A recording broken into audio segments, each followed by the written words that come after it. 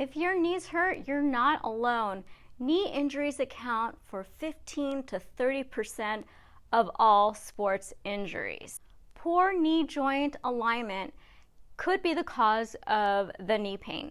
So if your muscles on the front of the leg are not strong, if maybe some are much weaker than others, that can cause misalignment of the joint, which could cause the joint pain. So if the vastus lateralis or the vastus medialis is too weak, that can cause that knee pain.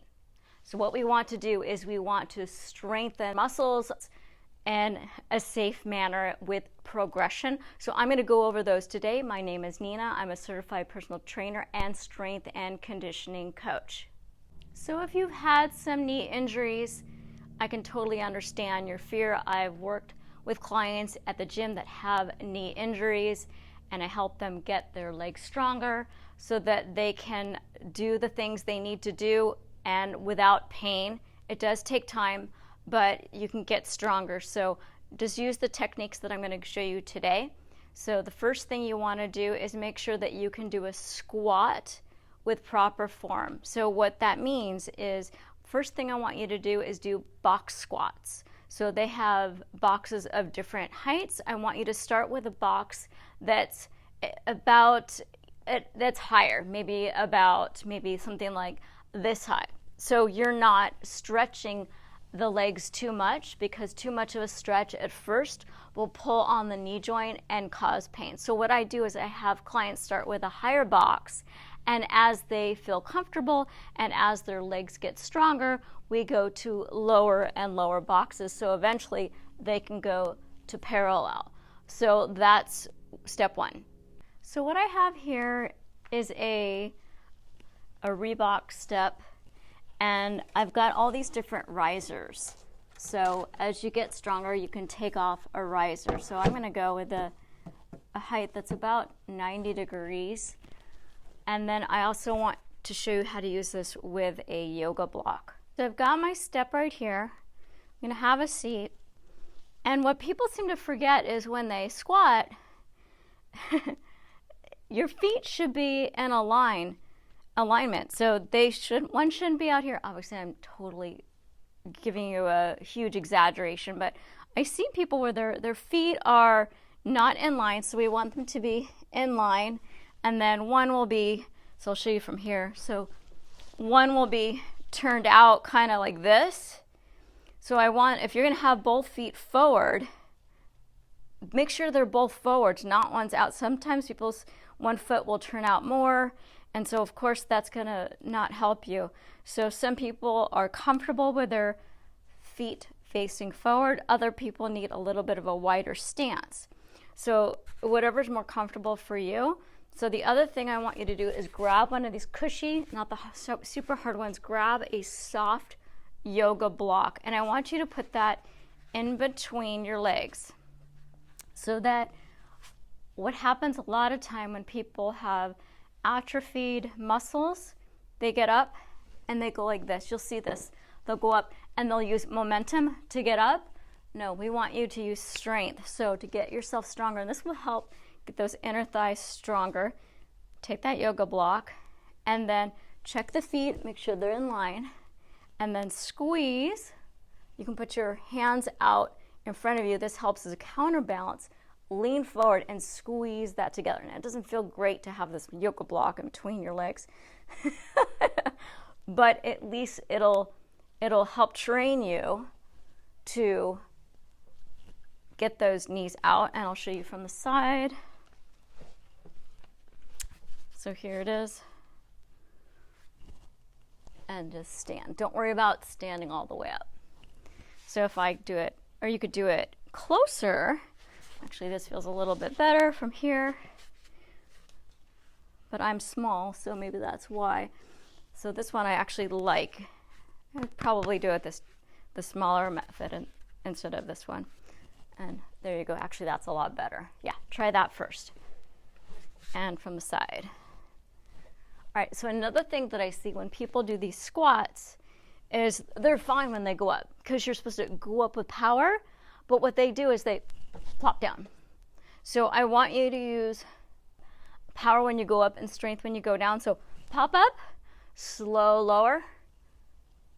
Yep, that's harder. So you want you to do 10 reps of these. Put your arms out in front of you. How slow can you go? When you get really strong, you can do single leg. But when you don't need to use the box anymore, just go ahead and do it without. Still use the arms in front to counterbalance. Just make sure those knees are not caving in. Again, these are called valgus knee. You don't want that. I'll see that. So you can always try this again as you're doing those squats. Down. Eventually, you'll be strong enough, and then you can, now see how my knees go out? So if they go in, that will definitely start to hurt my knees as well.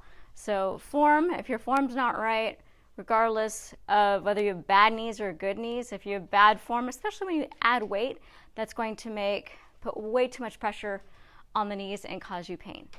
Another thing you can use is use a TRX.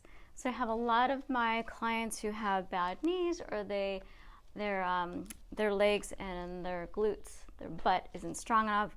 TRX is really nice. So you can do your squats. You can hold on here, and then you can push the knees out. And you only need to go to 90 degrees. So they feel safe like this. I even have my seniors, one of my clients, she was 104, and so I had her use these. So that is a safe option, but try to get your legs to do most of the work. Don't have your arms do the work. I know it's tempting. Now you can work on reverse lunges. So if you have knees that hurt or bad knees, you don't want to do forward lunges. So a forward lunge is you just go forward. You do alternating or just single leg. So I would just say you don't need to do those. What I want you to do instead are reverse lunges. Those are much kinder to the knees. And so I would want you to start with the TRX, and then you can do step back, reverse lunges, or you can do static. So either one of these. So you might want to start with static and then go to reverse. So I would do 10 repetitions per leg and then just work up to 15. And when you're going down, again, you want to make sure that knee does not go in. And then I want you to look. A lot of people have the tendency to look down. I want you to look straight ahead, and that will help you with balance. Okay? And try not to use your arms. I know it will give you some nice little biceps, but try to get your legs. This is really just to help you with balance. While your pain may not be caused from weak muscles, it could be caused from really tight muscles. So if the muscles on the front of your legs are super tight, they'll be pulling on the joint, and that's going to cause pain too. So a couple things you want to do. One is you can actually put some pressure on the middle of your leg, and that would can release that pain.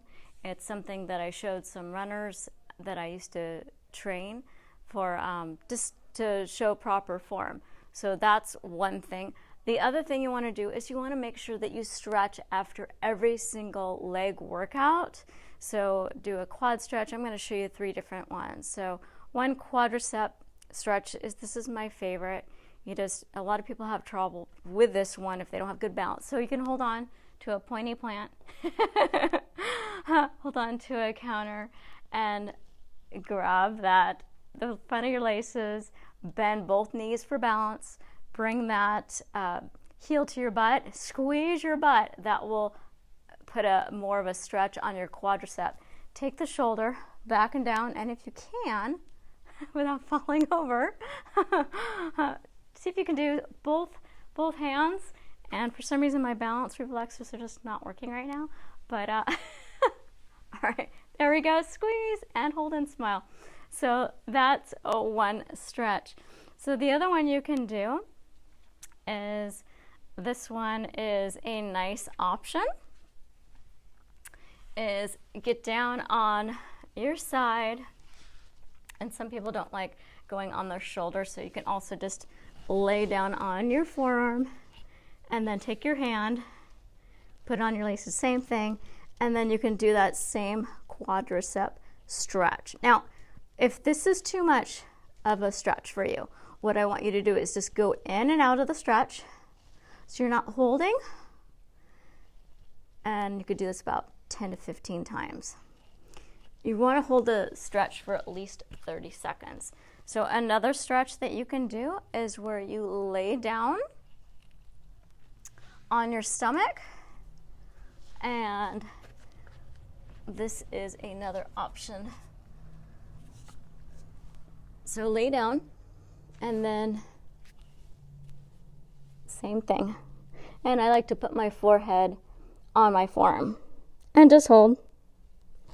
So those are some really good stretches. If you've got bad knees or you end up with pain a lot, there's a couple things you don't want to do is plyometrics when you're doing jumping. Any time of jumping or balancing, just take that out. You don't need to do anything like that. You can still get plenty strong without jumping. The other thing is leg extensions. That puts a lot of pressure on the knee.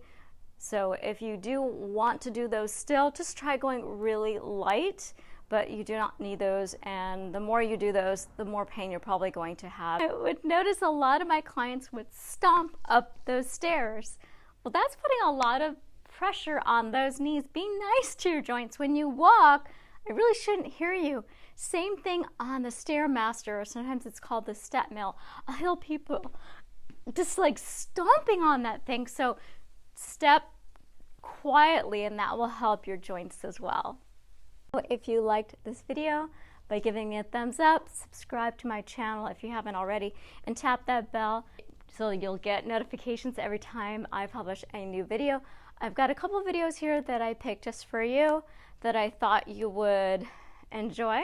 One is a video for to strengthen those legs entirely, from the calves to the quads to the hamstrings and the glutes, and that's right over here. And another one that I have for you is to strengthen the butt muscles, the glutes, because those are really important to help you with those squats and get everything stronger.